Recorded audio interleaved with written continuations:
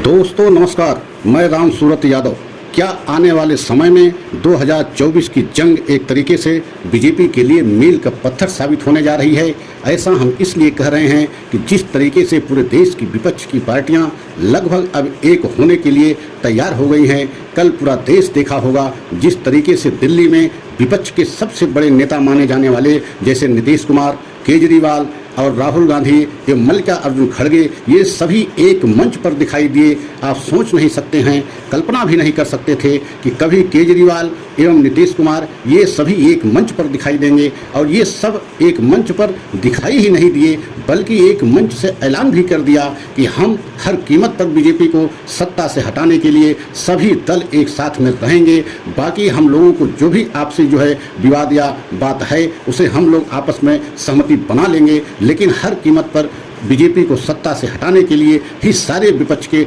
नेता बात कह रहे हैं। आप सोच सकते हैं कि अभी दिल्ली में मंथन जारी है, लगभग सभी बड़े बड़े नेता वहां मौजूद हैं। आप कल्पना कीजिए, नीतीश कुमार को बहुत बड़ी जिम्मेदारी एक तरीके से यूपीए गठबंधन की दी जा रही है। संभवतः जो विशेष सूत्रों से जानकारी आ रही है उसके मुताबिक एक तरीके से यूपीए का उनको संयोजक बनाया जा सकता है। और अगर उनको संयोजक बनाया गया तो जैसा कि आप सभी लोग जानते हैं कि जब से राहुल गांधी की सांसदीय सदस्यता छिनी है या उनकी सांसदीय सदस्यता गई है, तब से देश के सभी विपक्ष के नेता या विपक्ष के सभी पार्टियां एक मंच पर खासकर कांग्रेस के नेतृत्व में चुनाव लड़ने के लिए एवं बीजेपी को सत्ता से बाहर करने के लिए तैयार हो गई हैं। और यही कारण है कि आपने अब तक देखा होगा कि केजरीवाल कभी कांग्रेस का समर्थन करते नहीं दिखे, लेकिन जब से राहुल गांधी की सांसदीय सदस्यता गई है, केजरीवाल सबसे ज़्यादा तीखे प्रहार मोदी जी के ऊपर किया है। तो आप सोच सकते हैं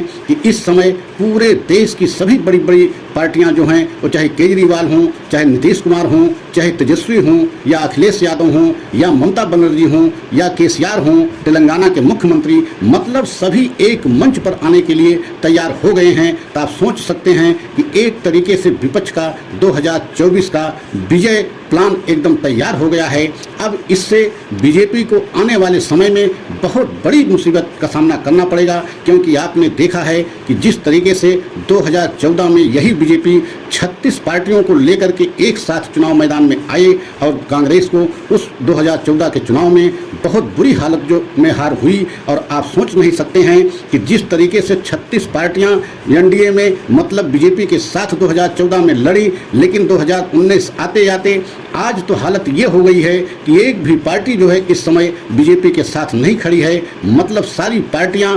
एक तरीके से बीजेपी का साथ छोड़ दिया है। और वह पार्टियां जो साथ छोड़ी हैं वह सब यूपीए के मंच पर यूपीए के साथ आने के लिए तैयार हैं। मतलब एक तरफ 70%, एक तरफ 30%। कहने का आशा ये है कि सभी विपक्ष की पार्टियां अगर एक मंच पर यूपीए के साथ कांग्रेस के नेतृत्व में आ जाती हैं तो 70% वोट सभी विपक्ष की पार्टियों का मिला करके 2019 में हुआ था। और लगभग 30% बीजेपी मतलब एनडीए को वोट मिली थी, जिसके बल पे बीजेपी सरकार बनाई थी। तो आज आप सोच सकते हैं कि इस समय देश का ऐसा माहौल बन गया है, खासकर जब से राहुल गांधी भारत जोड़ो यात्रा पर निकले थे, तभी से एक तरीके से पूरे देश में माहौल बनना शुरू हो गया था कि अब आने वाले समय में विपक्ष की पार्टियां एक मंच पे हो सकता है आ जाएं। लेकिन जब राहुल गांधी की सांसदीय सदस्यता गई तब तो एकदम हद हो गई कि विपक्ष की सभी पार्टियां अपने आप एक मंच पे आने के लिए बीजेपी के ऊपर हमला करने लगी।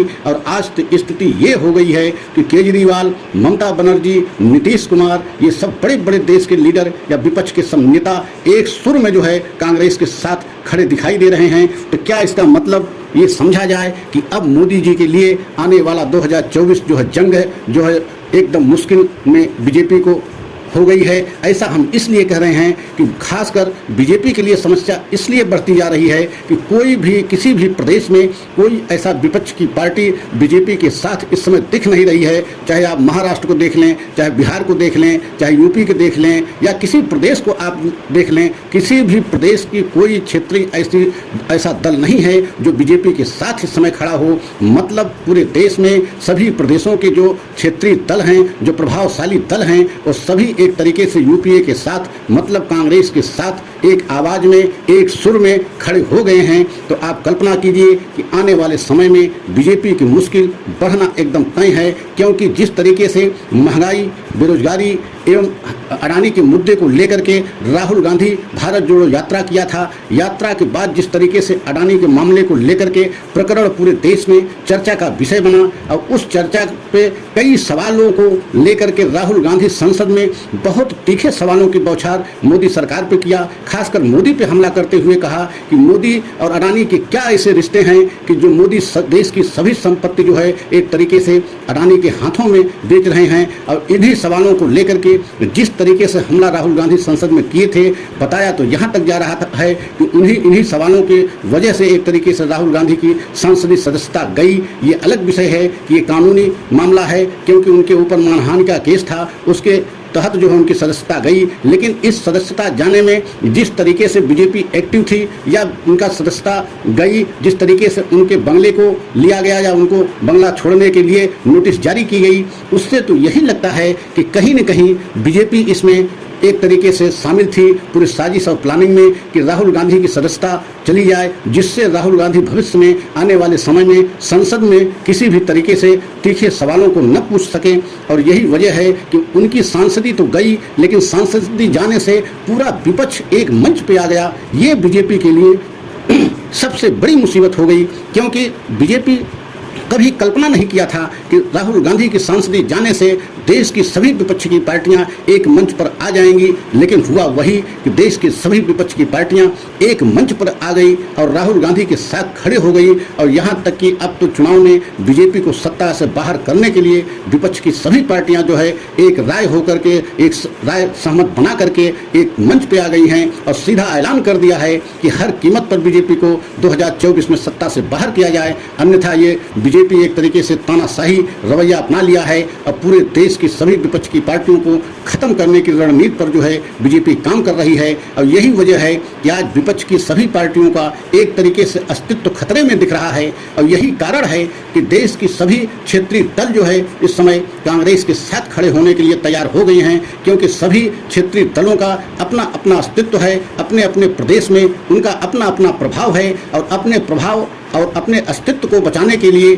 सभी को यही दिख रहा है कि इस समय कांग्रेस के नेतृत्व में ही बीजेपी को सत्ता से बाहर किया जा सकता है। जैसा कि बहुत पहले जब से नीतीश कुमार जो है एनडीए को छोड़े हैं, तभी से कई बार उन्होंने ये बात कह भी दी चुके हैं कि बिना कांग्रेस के विपक्ष का जो है गठबंधन संभव नहीं है। और शरद पवार जो बहुत बड़े जो है नेता महाराष्ट्र के एनसीपी के हैं, उन्होंने भी इस बात को खुले मंच से कई बार कहा कि कांग्रेस के बिना विपक्ष का गठबंधन संभव नहीं है और कांग्रेस को लेकर के ही विपक्ष को मजबूत किया जा सकता है और बीजेपी को सत्ता से हटाया जा सकता है। तो आप सोच सकते हैं कि उसी के मुताबिक, उसी प्लान के मुताबिक अब धीरे धीरे वो एकदम तस्वीर साफ होने लगी है कि आने वाले समय में पूरा विपक्ष, ये अलग विषय है कि कहीं न कहीं किसी प्रदेश की एक दो पार्टी, छोटी पार्टियां जो है न साथ में आए, वो अलग विषय है। लेकिन जो तस्वीर बनती दिख रही है उसके मुताबिक देश की सभी विपक्ष की पार्टियां, सभी क्षेत्रीय दल एक मंच पर मतलब यूपीए के मंच पे आने के लिए तैयार हो गई हैं।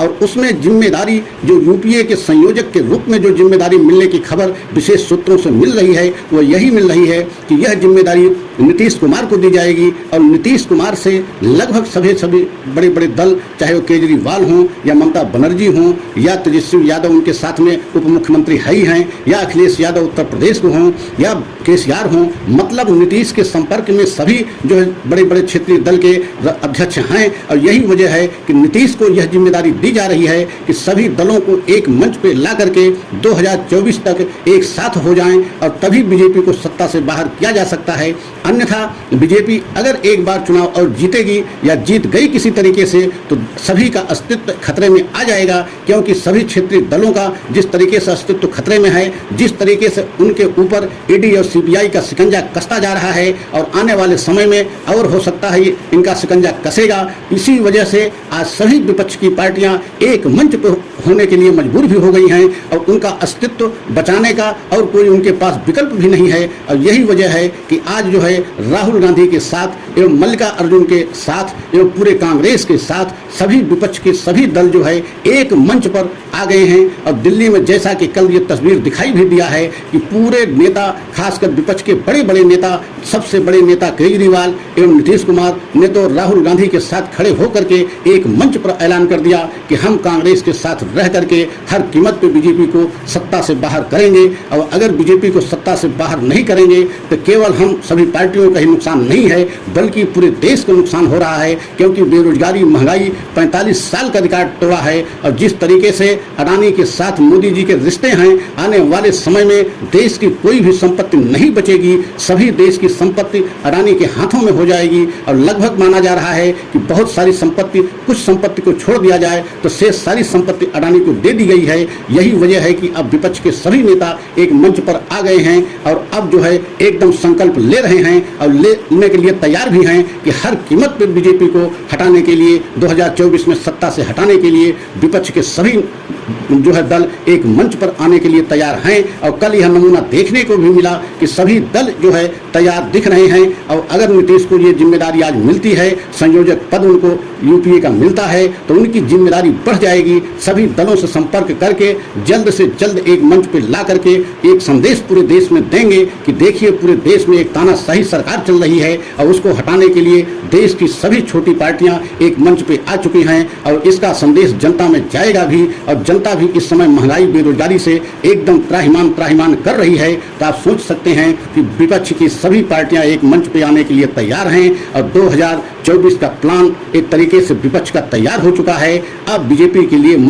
एकदम मुश्किल का समय शुरू हो गया है। तो सभी देशवासियों से अपील करते हुए कि अगर हमारा सच अच्छा लगा हो तो लाइक, सब्सक्राइब करते हुए कमेंट अवश्य दें और यह भी बताएं कि आप लोग इस समय सरकार के रवैये से क्या महसूस कर रहे हैं। सरकार का रवैया तानाशाही है कि या नहीं है। विपक्ष का ये आरोप जो लगा रहे हैं कि ये सरकार तानाशाही है, ये भी आप लोग कमेंट में अवश्य बताएं कि क्या सरकार यह तानाशाही रवैये से सरकार चला रही है कि नहीं चला रही है। और अगले वीडियो लेकर के आएंगे, अगला सच लेकर के आएंगे। तब तक के लिए जय हिंद, नमस्कार।